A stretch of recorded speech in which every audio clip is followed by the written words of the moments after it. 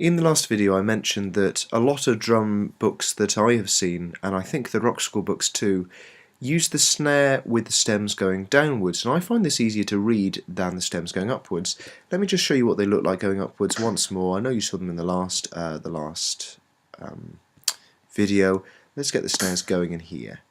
So that's what they look like. Now, I find this a bit tricky because I would prefer them to go downwards, so I'm going to show you how to do that. Some of this will make sense to you, and some of it won't. So you might just have to accept it. I'll try and go through it slowly. So you might see in the bottom that the bass is in green.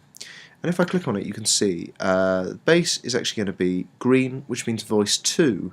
It's going to be able to exist in its own little rhythm underneath the hi-hat, which is going to be in this thing called a voice 1. Now, we want the snare to be in voice 2.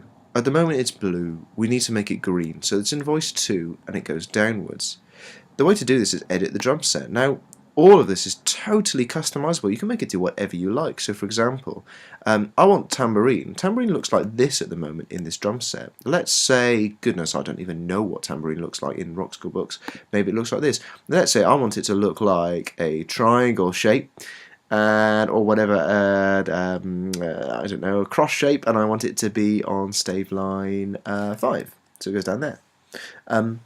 And I want the stem direction to go down. So you can change all of these yourself. That was rubbish, so I press cancel. I'm going to come back out of here, edit drum set again, and find the snare, which is what I want. So scroll down and find acoustic snare.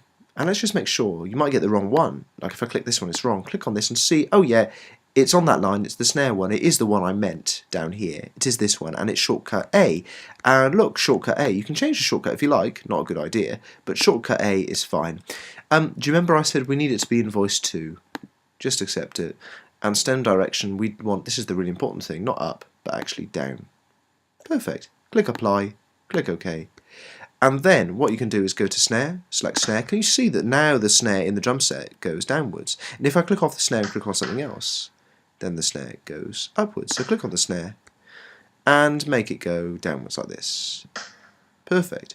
Oh, not quite so perfect, because probably what I want it to look like is crotchets. So let's undo that, go to the top, click crotchets, and click in there. Now, this is more like what I expect to see in rock school.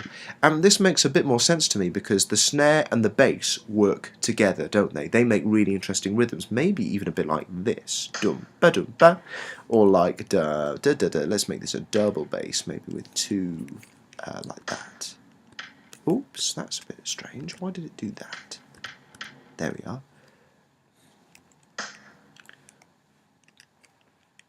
And let's make that a dotted quaver. That's it. Right, so you can make interesting rhythms like this. Let's have a listen. Oh, let's make that maybe 2 quavers. So because the snare and the bass work together, this is a little bit more natural way of reading drum music, and I like it better. So that's an introduction to how drums and drum notation works. Don't be scared of it, have a go and see what you can create.